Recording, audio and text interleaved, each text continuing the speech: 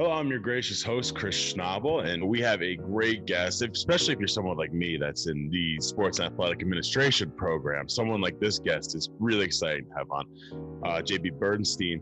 So before I even start, I was doing research into you, and you said that you sleep 2 hours a day. Is this true? You sleep 2 hours a day? So I have something called short sleeper syndrome. And about 2% of the population have it, and most of the people who have it are insomniacs and feel the effects of not sleeping. But I'm one of those. There's a very small percentage of short sleeper syndrome patients that don't feel the effects. So in essence, I have this disease, if you will, but I don't have any of the negative effects. I just don't sleep. So take everything into the grain of salt, all my accomplishments, because you'd have to live to like 90, 190 to work all the hours I've worked so far. I was going to say, before I even start the questions, when I saw that, I was like, I have to see if this is real, because I'm nowhere near 2 hours of sleep, but especially when I'm working, I sometimes get 4 or 5, and I feel like that's still not enough. So that's unbelievable, 2 hours of sleep a day. And you're able to get so much done. I mean, you're a marketing guru, especially with some of these players' accomplishments. I mean, the Gretzky one with Upper Deck, the Barry Sanders one that almost happened, all this, Barry Bonds and stuff like that. So let's get right into it. So before, what were you doing before you worked at Upper Deck, and how did you get to Upper Deck? For people that don't know, Upper Deck is a card company and a sports company. So kind of crazy story. I was working at Procter and Gamble. Just like any other business school grad, getting my second MBA. I was handling a brand called Ultra Downy, and it was a pretty big brand. And I was kind of a younger guy at the time, and I got a call from one of my business school professors and said, "Hey, I met this guy in California. He's starting a baseball card company.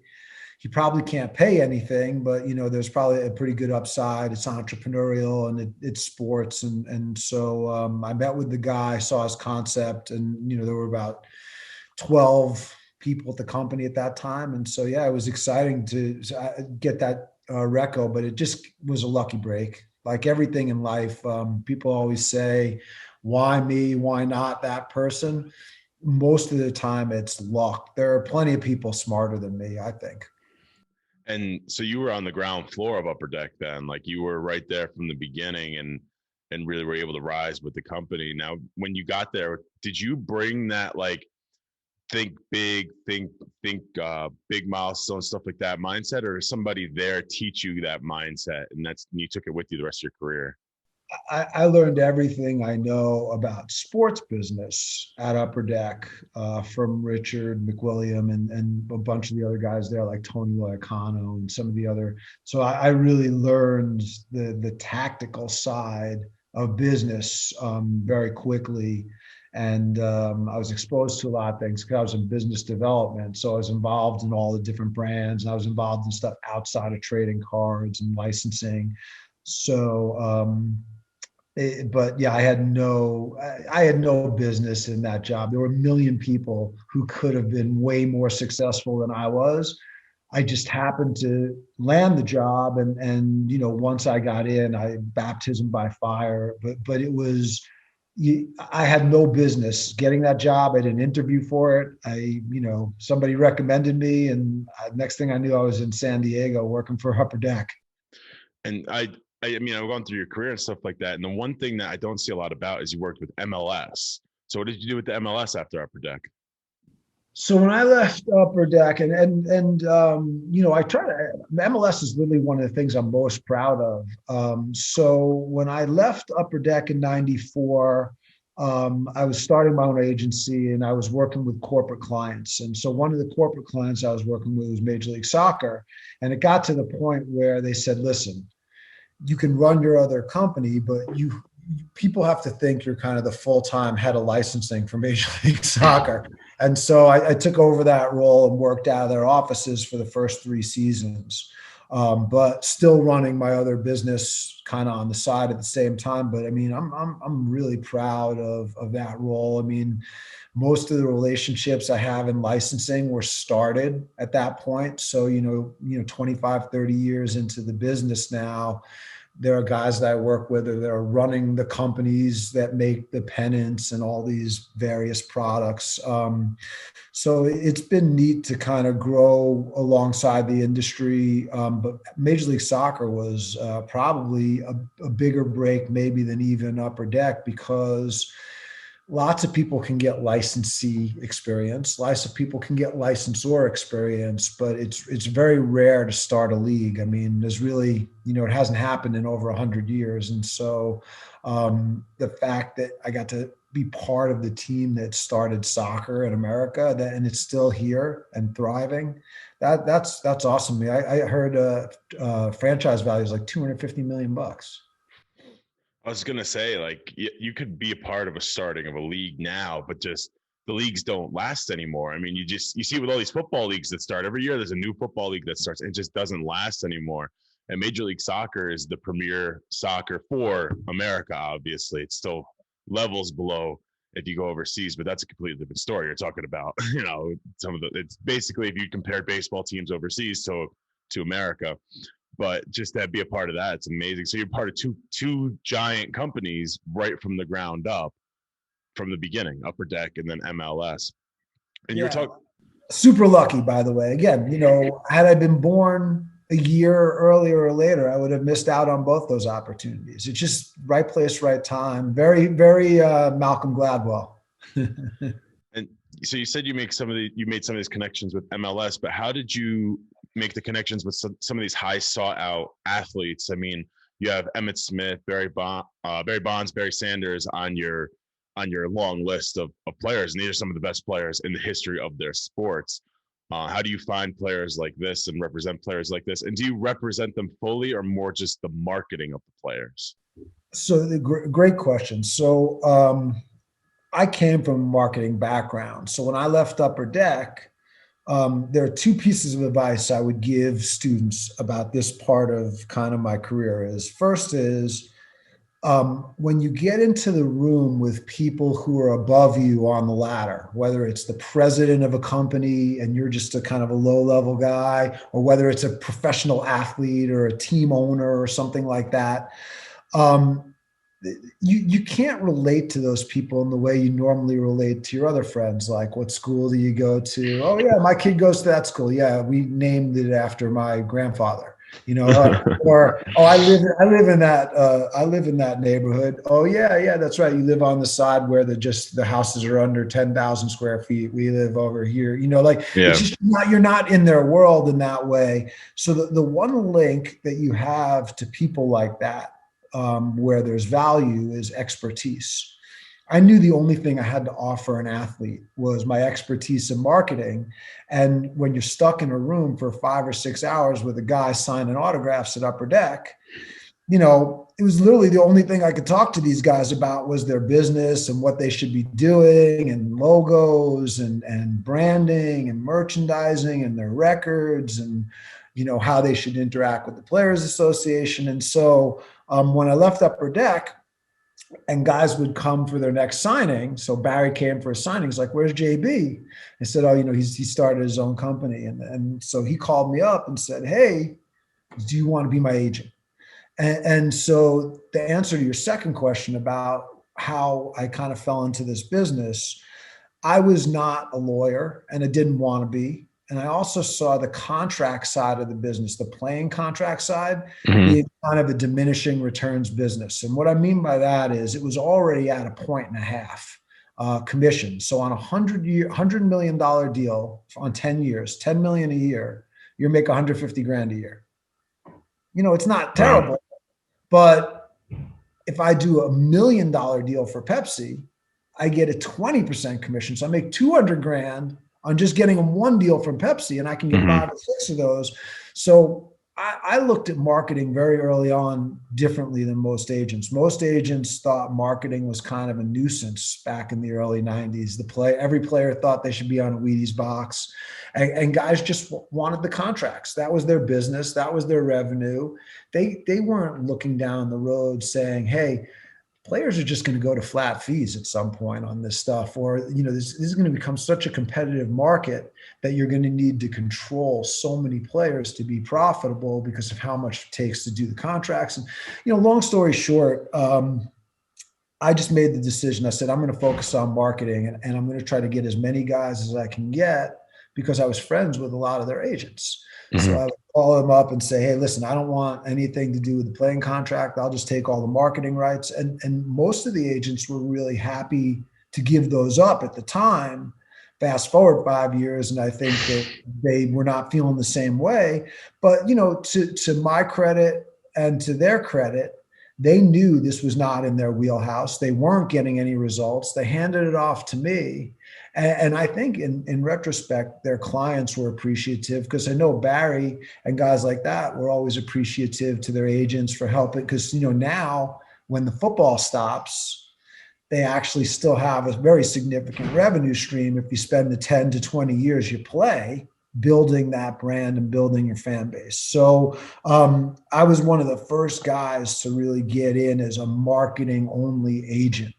And most of it was based on just the fact that I talked guys' ears off in signings about what they should be doing with their business. So when I became a free agent, people were like, hey, get that guy. He had a lot of good ideas. So the lesson there is, don't force an interaction with someone who could ultimately really help you down the road. If you want to impress somebody, the best way you can impress somebody is with your expertise. Yeah, and would you say that football should be more focused on the marketing of themselves? Obviously, all athletes should do it because the more money for them, and it's more direct money for them. But you were talking about Barry Sanders, and especially nowadays, a running back's half life is very, very short. I mean, you don't even see him last 3-4 years anymore. So, do you think it's more important for a football player, or does it have the same importance as every other sport? I think any sport has a short window. It's not like being an accountant where you can do it till you're 70. Even a golfer, you can't do that for 30 years, not without breaking down. And so what happens is, the physical stress athletics causes on the body that ultimately pushes you out of that. And so you have to be prepared for that drop in revenue stream. I mean, if you're making 20, 30 million bucks a year, and then all of a sudden now you're just making your marketing money, 5, 10 million, it's a huge drop off, number one. Number two, all of a sudden that revenue stream becomes so important, and it's really transparent to the sponsor, like Pepsi, where you haven't been able to do stuff for 5 years. And now all of a sudden you're retired and you want to do deals. So you have to really think about things long term, which is what we've done with all of our athletes and their brands. Is, from the time they were playing, we built them up grassroots, we own the logos, we figured out ways to build out distribution, not just on products, but also for sponsorships and endorsements, and that long-term view. When you look at a guy like Barry Sanders, he hasn't played football since 1998. Who is the Rocket Mortgage spokesperson for their Super Bowl Squares promotion this year? Barry Sanders. Who's a spokesperson for BetMGM? Barry Sanders. Who's a spokesperson for Power Home Solar? Barry Sanders. So, it's not some fly-by-night thing. He was in the Hyundai commercials last year. Auto category is a weird one. We have to go back and forth because of college and pro football rights. But, when you look at a guy who hasn't played football since 1998 in 5 or 6 national TV commercials, that can't be built post-career. Yeah, and so you're saying he's in all these commercials, and I'm just wondering, so do they come to you? Like, do the products come to you, or do you go find products for him to be a part of? Or does Barry come to you and say, you go like, I have these offers, and he's like, well, I like this, I like this, I like this. Like, how does that part work? All of the above. Every athlete's different. Every celebrity is different. So, but I always feel if you can start with products that the athlete really uses, that's when, you can create a really special relationship because they're using the product for real. They're a real user. So when they're in situations like a press conference and somebody asks them a question, they actually use the product. And I read it, they didn't read a script the night before to find out what this thing does. It's, so I think that when you think about sponsorship and brand endorsements from both sides of it, because there'll be people who end up as agents and there'll be people who end up as brand people. And I think the key is what you want to do is you want to build the ideal program. So if you're an agent, don't wait for a company to come find you. You say, I think Barry or I think Curtis or I think whoever would be perfect for this campaign right here for this company. And you put together the deck and you show them how it would work and you call and you send it to them and you go seek that out. Vice versa, if you're a brand manager and you know that this guy would be the best guy for your brand, you go and seek him out. And then there's a lot of things that kind of fall in between where you get tee-ups from the team or somebody sees you in another ad. But realistically, there's no one way to procure deals. And if you're not constantly pushing and pulling, you won't have any because the competition for those deals has become really fierce. I mean, think about, every single commercial that had Barry in it this year could have had Pat Mahomes, could have had Aaron Rodgers, could have had J.J. Watt, could have had Deshaun Watson, could have had Brett Favre, could have. I mean, there's no lack of choices of guys you can choose that people know that won't get in trouble. So you build those relationships and people just, they want to come back to you again and again and again. I mean, look, 32 years with Nike now for Barry, that is not a relationship that will ever be able to be broken. Do you think someone like Pat Mahomes is going to be someone we see all the time? I mean, he is now probably the most recognizable football player out there. Do you think we're going to be seeing him in everything when we're watching football or any sport? Just every commercial out there? I mean, so you may be too young to remember Peyton Manning's heyday, but Peyton and Eli were like in every commercial. And everything. I remember him being in was it MasterCard? Everything. Yeah. MasterCard. Yeah, because I had Emmett and Visa. They were MasterCard, Oreo. They name it. They had every deal, Gatorade. I mean, they had them all. So I think that's just kind of the nature of the beast in football. Usually 2 or 3 current guys rise to the top and get the vast majority of the inline sponsor stuff because those are all league sponsors, spending hundreds of millions of dollars. They're going to obviously pay the freight and make sure that they have the faceplate of the league on their stuff because they're thinking about the sponsorship in a much bigger frame. But, I actually don't think you're going to see him in tons and tons of stuff because what's it going to take to motivate him? So I think companies that he invests in, like a Hyperice, I could see him, doing stuff with them because he's invested. But I mean, realistically, what appearance fee can you pay a guy like that to do a commercial that it's going to be significant? There's going to have to be other upside, equity, investment back in underserved communities. I mean, he has a lot of power as a brand endorser right now to basically shape the deals any way he wants. Now, I want to switch it over a little bit. I want to talk a little bit of another Barry Bonds, because he got out of the MLB PA licensing agreement and you helped him do that. So how does that even come about? Like, did you guys talk about, hey, listen, let's get out of this because we can make more money? Like, how does that even happen? Because you never see that happen ever. Yeah, so it is the first. So it happened in basketball with Jordan, and it happened in hockey with Gretzky.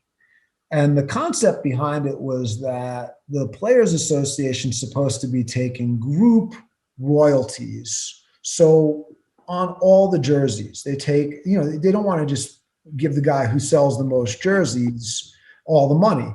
So I understand taking all the jerseys and pooling that money and splitting it evenly. But when a guy breaks the all-time goal scoring record, he's the only one doing it, the only one in the history of the game. He shouldn't have to share that. Forget about the money. but he shouldn't have to share what that's going to look like that moment. And so what I found with Bonds was when he hit 73 home runs, the licensees created 15 different logos for that event, and it was just a mess, and he didn't like any of it. He didn't really like any of the product, and he wasn't proud of it. He wasn't happy with it. And so when we went back to the Players Association, we just said, hey, listen, is there some way we can do what they've done with Emmett in football or with Jordan, and we just kind of pull out the records, and you guys keep all the regular, just basic player stuff, and we just handle the records, and we'll work with all MLB licensees. And the Players Association, wasn't interested in that at the time. And by the way, none of this is negative to the Players Association. They have this. I totally get their position in this, but Barry was my client, and he was not happy, and I saw a path the other agents had taken to try to help him. And so that's what we did. And ultimately it worked out great for everybody. It worked out better for baseball. It worked out better for all the licensees that were doing the records. We created the logos ourselves and sent them out to everybody. And everything was so much smoother from then on out. And fans would always remark about how much better the product was and how much easier and how much cooler it all looked. And it was because, he was personally involved in all that stuff. It went from being, he never ever saw a trading card for approval in 20 years of playing baseball, however many years it was, to approving literally thousands of cards a year for Topps. Mm-hmm. There were 762 home run cards. Yeah, I remember that. Every single one of them and signed off on everything because his attitude was he wanted to make sure his fans were getting good stuff. Mm-hmm. So that's where it all started. Was he really felt like the experience of these records for his fans was subpar. Yeah, and that was a question that's about 15, 16 years in the making, because I remember playing MVP baseball and him not being in it. And as a kid, I'm like, why is Barry Bonds not in it? He's the best player in baseball. And this would be why. So when I saw that you were a part of this, I'm like, this is a question that's getting on the laws right here. It's getting on the thing. No problem. Yeah, no, that's the one category where it was not possible to have him as a standalone. Mm-hmm. You had to either be in the game or not. It was a bummer because obviously there were a lot of kids who wanted him in the game, but the trade-off of that one product for the entire rest of every other product didn't seem worth it at the time. I think he was in the game, but he was just different. Like they created a player that had all his stats, but not his. It was John Downed. Yeah, they had to be really careful. So I think the number couldn't be. You couldn't have 2 or 5 in the number. Mm-hmm. I can't remember what the name of the guy was. I think it was John Downed. And I think he had to be righty. I think he was a righty. Yeah, I think he was. And his stats were not nearly as good as what Barry's would have been if he was in that game. Not his stats, like his career stats, but he was the most powerful player, most best hitter, and he was the best overall player in the game. His name was John Downed, and he was a guy who is this guy? And then you figure out this is why he's there, because the best player in the game right now. John's on my tab. I'll pay that bill. John Down's on my tab. Sorry for all you video gamers that are out there watching. Really sorry. Sticking with Barry Bonds. So when everything happened with Barry Bonds, we don't really need to explain what happened. What action did you take as the marketing manager to make sure his brand wouldn't completely fade away? What actions were you all right, we got to do this to make sure we can keep his brand on point? So that's such a great question. I'll give you 2 answers. Let me give you kind of a generic answer because you can insert Bill Clinton. Anytime a celebrity gets in the crosshairs of the media, you always have to think about how that's going to impact. And so, there's 3 basic silos that you look at. One is obviously their endorsements. So current partners, you want to make sure you get with all the current partners and you talk to them, let them know what's coming, give them the opportunity to support the athlete. Give them the information and opportunity to get on your side because you want to get people on your side.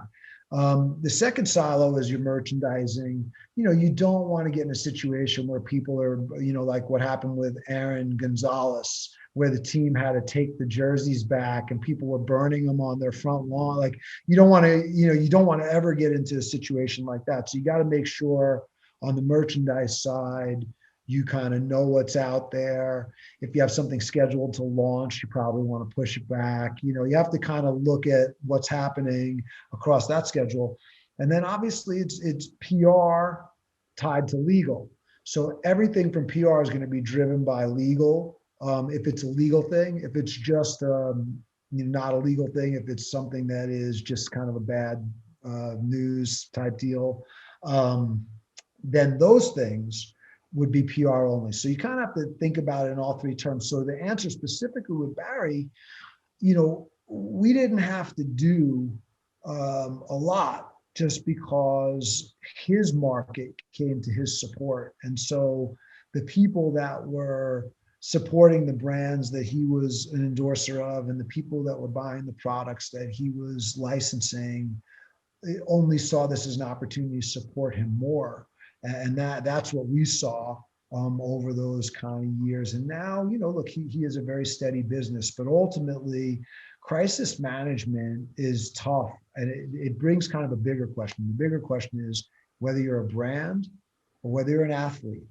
The one thing you have to make sure is that the brand knows in their heart, this guy's not going to get in trouble. So it's not about what you do when he doesn't get what he gets in trouble. The real question here is, how do you avoid the whole thing? How do you get out in front of it from the guy at the beginning of his career and take him from the beginning all the way through his career and shepherd him through so that you don't ever hit a gate like that? And that's the real challenge. And look, everybody's human, so it's not always possible. But I think in general, crisis management will probably become more prominent over time rather than less, just because where's the big money in the stories? It's in exposing negative stuff. It's not talking about the cancer kid who was cured or this miracle thing or that. No one wants to talk about that. I mean, we landed on Mars, man, with a rover. We're controlling with a joystick from the Earth. And that was one news story. Meanwhile, like somebody, Giselle takes the kids out to lunch and there's 800,000 journals that run that story. So anyway, I hope that's a good answer for crisis management. That is a great answer for crisis management. It's funny when you say the Mars landing, there was legit one story, and I got one story on my phone about it. Came to my phone. You know what it was from? The Weather Channel app. Wasn't even from the Apple News. What is this?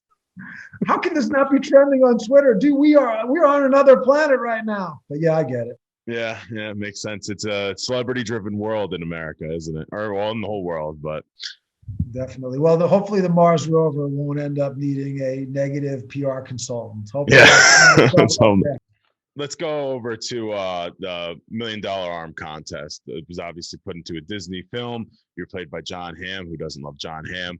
So let's talk about the $1 Million Arm contest. How did you guys come up? I know it wasn't just you. It was a group of people. How did you guys come up with the $1 Million Arm contest? Just trying to find a Yao Ming. So, India was the spot. And I partnered up with one of the minority owners of the Giants, who is, he just had this concept of superhumans, that they just get born and then they're like in these countries with billions of people and they're in a village somewhere and no one knows, like, Yao Ming, this big 7-foot guy grows up in a village and all of a sudden someone's like, oh, maybe this guy can play basketball. And so, and from my standpoint, I had looked at just kind of Yao and said, if I can just from a marketing standpoint, recreate that in India, that's a big opportunity and historic opportunity, again, to open up a new market for a sport. So, I'm all about that. You tell me I can do something that hasn't been done before, I'm all about it. And so, yeah, that's kind of the genesis of it. It was a bumpy road trying to pull it all together, but ultimately, we did, and we had a really good run our first year. We ran it again in 2010, and then we were supposed to do. So then we partnered with Major League Baseball, and we're supposed to do our third one last year, but it'll be in the fourth quarter of this year. So $1 Million Arm will be back as kind of one of the cornerstones of MLB's business in India. And have you ever tried doing it in different places other than India? Like, have you tried going to other countries or anything like that with that, or have an idea of doing that? Nah, finding somebody in another country doesn't represent a big marketing upside. I mean, I find the guy from Pakistan. What am I? How many T-shirts am I going to sell? So, nah, the magic of Yao Ming is in the size of the population, and them nationalistically buying into them as the first guy to break into American sports. So, if Mm-hmm. you can replicate that in India, I think you can create a pretty strong parallel. And if you guys haven't seen $1 Million Arm, it's on Disney Plus. You can go watch it right now, and you can hear the whole story. I'm not gonna have them go through the whole story. You can watch a movie that's about it. So, no reason to go through any of that. So, finally, I'm gonna wrap it up. What advice would you give somebody that's trying to break into the sports marketing or sports agency business? So that's a really good question. I'm going to give you three things because it's always like people give you advice, but it's not like something you can actually physically do.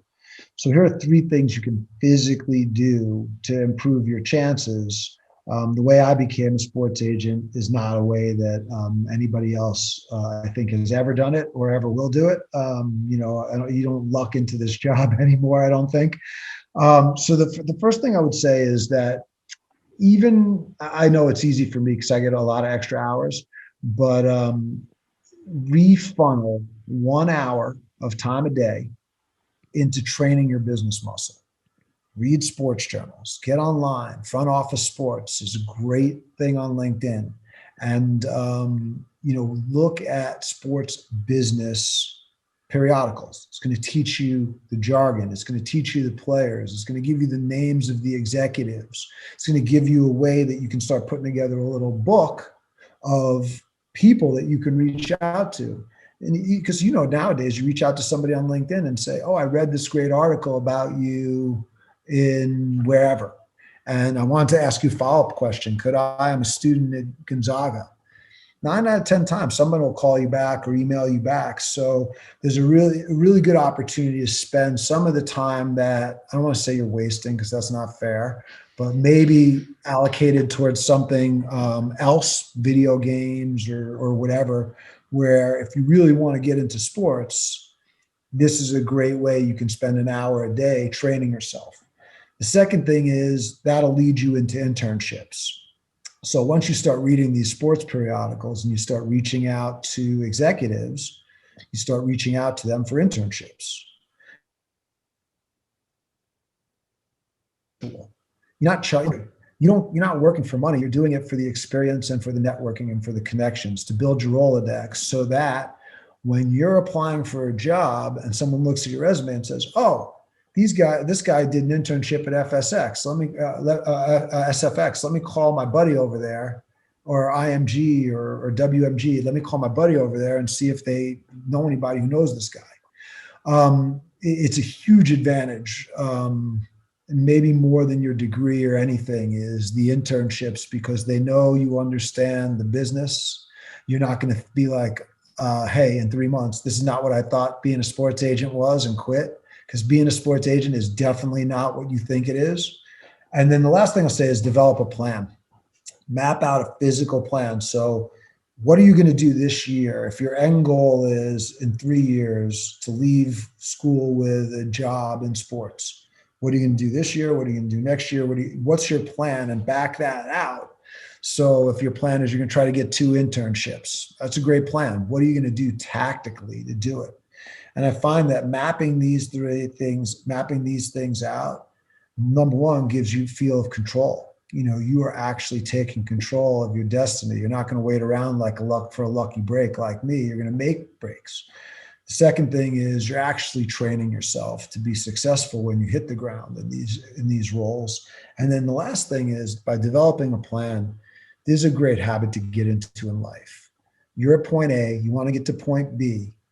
There's no teleportation. So what's the path?